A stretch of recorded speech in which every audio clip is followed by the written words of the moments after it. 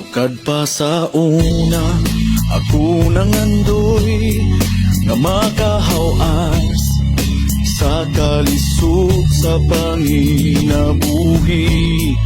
Apanon saon nga pobre man lang ang namatan ko nga ginikanan. Oh, dawaton ko lang ang tanan.